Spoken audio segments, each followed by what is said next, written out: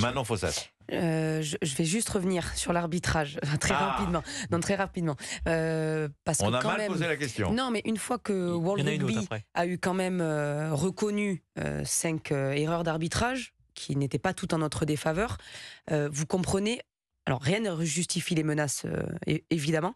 Est-ce que vous comprenez quand même la frustration française autour de l'arbitrage sur ce match-là en particulier? Et il y en a eu d'autres quand même, matchs sur lesquels il y a eu des petites frustrations. Mais est-ce que vous la comprenez malgré tout? Je fais référence à votre tribune. Évidemment, il faut du respect, mais...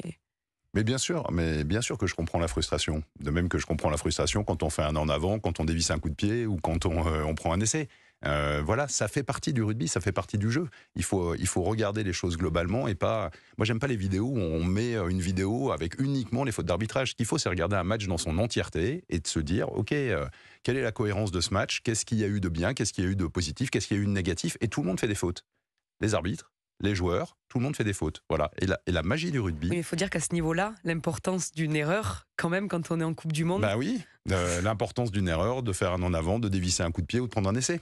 C'est très important à ce niveau-là. Voilà. Et on ne va pas mettre au pilori un joueur qui fait un en avant et qui dévisse un coup de pied. Donc je pense qu'il faut le respect, c'est la valeur cardinale du rugby. Et je pense que ce point-là, il est extrêmement important. Bien sûr qu'on est très déçus, bien sûr qu'il y a des fautes, voilà, mais c'est comme ça s'appelle le rugby.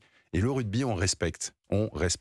Mais Cédric Chasseur. Florian Grill, juste pour terminer peut-être sur ce dossier arbitrage et pour le prendre d'un point de vue plus global, est-ce que ça manque pas un peu de lisibilité encore dans les décisions que prennent les arbitres, notamment pour les spectateurs dans le stade?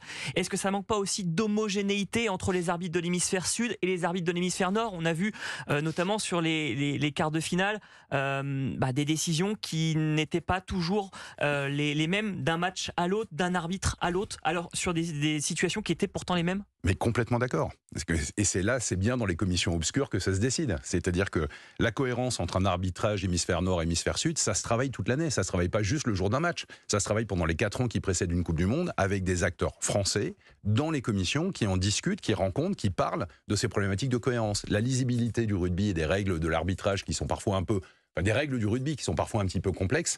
J'en parlais pas plus tard qu'hier avec les gens de World Rugby en leur disant, vous savez, nous en France, on met des petites vidéos qui expliquent les fautes sur les écrans géants. Il n'y avait pas ça pendant cette Coupe du Monde, ça fait partie des choses sur lesquelles World Rugby doit progresser et sur lesquelles la France doit donner un petit peu de son expérience, parce que nous on le fait en top 14, nous on le fait sur les matchs de l'équipe de France, c'est pas le cas à World Rugby, on a besoin d'avoir un rôle un peu pédagogique vis-à-vis du public pour expliquer les décisions qui sont prises sur le terrain. On est peut-être mal habitués nous aussi en top 14, où on repasse quand même au niveau de la réalisation, etc. On repasse beaucoup d'actions, on revoit les moments. Là c'est vrai que on restait un peu et dans les stades et devant notre télé. Et moi, sur le bunker, vous savez, ce carton jaune qui peut se transformer en carton rouge, qui a été le cas hier lors de la finale pour Sam Cane, et il n'est pas le cas pour Siya Kolisi. Il n'y a pas non plus l'explication pour les spectateurs dans le stade. On n'entend pas forcément l'arbitre. C'est peut-être les petits détails à changer, les choses à gommer de cette Coupe du Monde. C'est ça. Il y a il y a du boulot. Il y a du pain sur la planche, il y a un vrai travail pédagogique à faire, les règles du rugby elles ne sont pas évidentes et donc il faut qu'on fasse ce travail de pédagogie, qu'on fasse ce travail de compréhension pour que le grand public vive mieux un match de rugby et ça c'est important et c'est l'implication de la France au sein de World Rugby qui y permettra. On va faire comment Monsieur Grill juste pour peser plus au sein de ces commissions? Moi je souhaite qu'il y ait un Français dans chacune des commissions et des Français qui ne sont pas là pour y être, des Français qui sont là pour bosser. Pourquoi ce n'était pas le cas jusqu'à maintenant? Parce que c'est en partie de notre faute aussi, je pense qu'on l'avait simplement pas demandé. Et moi, je pense qu'il faut qu'on ait des gens qui soient capables de parler anglais, qui soient capables aussi d'imposer le français de temps en temps, parce que ça me choque pas qu'on puisse parler français dans une commission de World Rugby, qui soient capables de peser, qui soient capables de maîtriser leur sujet, qui soient capables de discuter avec les gens et qui soient les bons experts. C'est pas forcément que des élus. Ça peut être des gens de la direction technique nationale, ça peut être des techniciens administratifs.